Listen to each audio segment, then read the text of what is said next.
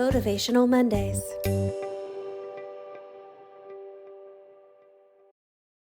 Hey guys, welcome to the Tulsa scene. I'm Karrie Shust, the founder of Motivational Me and the author of I Am Leadership.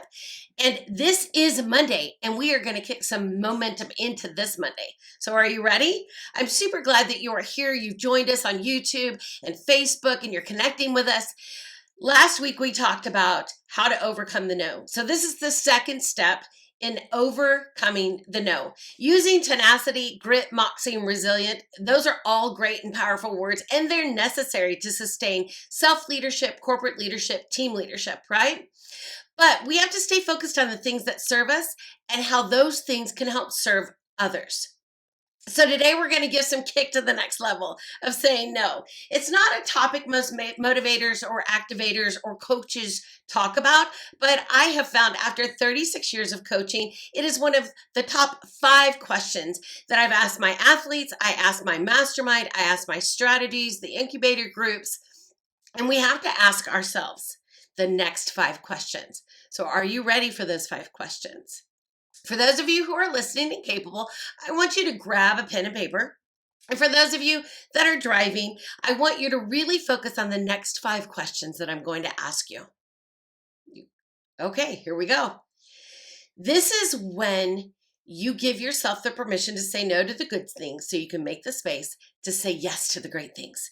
This is when the ordinary becomes extraordinary. All right, 5 questions for the topic of today. Next level of overcoming the no. I want you to really think about how you can utilize your past self and leave it in the past. I want you to fully bring into yourself your present self and your future self. And I want you to be super specific when you are answering these next 5 questions. All right, question number 1 is look into your present self and ask yourself, where do you want to be financially? Now ask your future self, where do you want to be financially? Second question, where do you want your present self to be emotionally? And where do you want your future self to be emotionally? Third question, where do you want your present self to be spiritually? And where do you want your future self to be spiritually? Fourth question, where do you want your present self to be relationally? And where do you want your future self to be relationally? And the last question is, where do you want your present self to be physically? And where do you want your future self to be physically? So think about that in the context of right now, the next 3 months, the next 6 months, and the next year. And why do I ask you to do that? Because we want to spark that flow, that energy of creating something amazing for us. We all have checklists, we all have procrastination lists, and we all have those things that we coulda, woulda, or shoulda done. I'm going to tell you right now, stop shoulding yourself, right? So now we are going to be able to think about those things in relative to what we want, which is beginning to manifest. Okay, this is when the ordinary becomes extraordinary. We're able to think about what we're thinking about. So now we're going to use the beauty of our imagination to manifest those things and create a visual. And we're going to do this by visualizing an oak tree.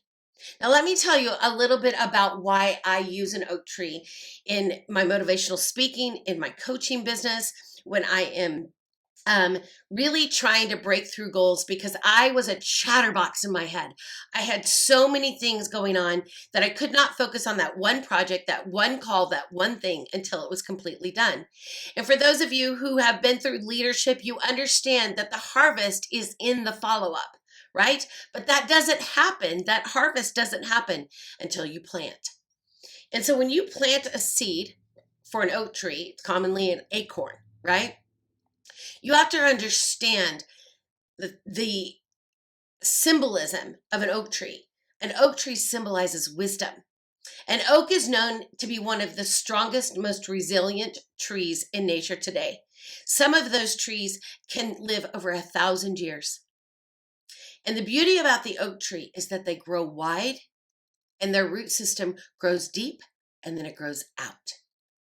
It's super unique. The roots, okay, and this is what we're talking about, the belief system, the root system grows down and then it grows out towards the watering source and it multiplies. Then the acorns themselves, they produce a beautiful, one seed is inside that acorn and it is embodied by an outer shell, but the acorn itself sustains so many things in nature as well. So being rooted in your beliefs means that you have to exercise the permission in yourself to say no. Can belief systems change? Absolutely. Is it always spiritual? No. You can believe that money is good or money is bad. You can believe that people are good or people are bad. You can believe that you're entitled or you're not.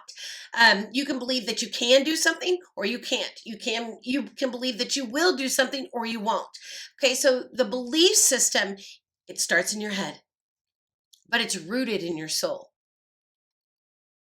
So being rooted in your beliefs and your values is much like that of an oak tree.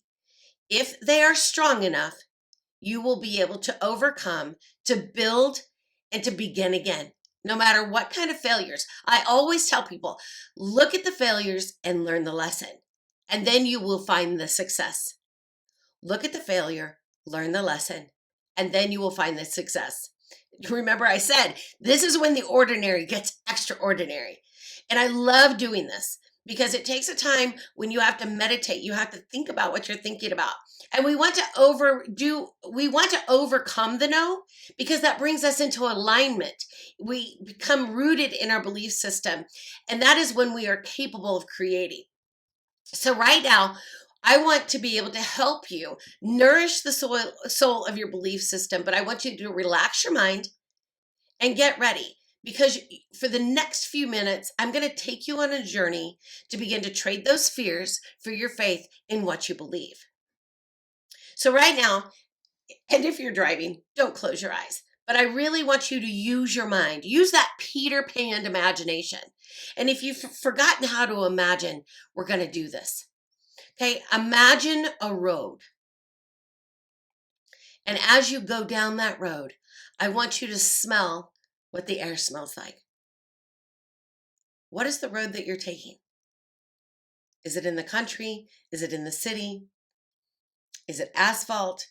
Is it chat? Are there trees?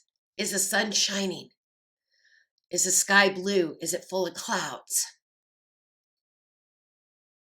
What kind of vehicle are you in as you drive down that road? And at the end of the road, it opens up to the home of your dreams. From the outside, what does that look like? How many windows does it have? What kind of roof does it have? Now I want you to get out of that car that you've drove down that road, and I want you to stand there excited to be able to walk into the home of your dreams. So get out of that car, shut the door, and stand in front of that home that only you can create. There's not a mortgage attached to it. If it could be acreage that you're standing on with this beautiful home only you are in control of making. You are in control of creating. Now I want you to walk to the front door and I want you to grab the knob of that beautiful house that is fully paid for. There's no mortgage. No one can take it from you. You're smelling the air that surrounds it. You're embracing the nature of the road that you came on because you own that too. But you turn the knob. And when you walk in to that home that you are creating, what is it filled with? Is it filled with peace? Is it filled with furniture? I literally want you to mentally visualize when you walk in, how many rooms does it have? What kind of furniture does it have? What do the lighting fixtures look like? How many bathrooms? How many bedrooms? Are there TVs? Maybe there's a river running through it. I want you to walk into the kitchen. It is fully stocked. Every pot, pan, utensil, and food that you would ever need to fully sustain yourself. How does that feel? Now I want you to take a moment and go to every room and visualize, are there clothes in the closet? Is there clothes in the drawer? Are there shoes? Is there toys? Is there a four-wheeler? And I really want you to get that specific. Now open your eyes, and I want you to remember for the next 360 days, actually 352 days, what that feels like, the joy, the excitement, and make yourself keep supplying what you need.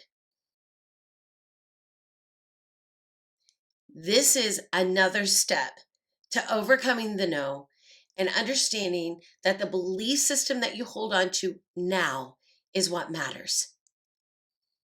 We are going to be able to create something extraordinary out of something ordinary. So come back here next Monday.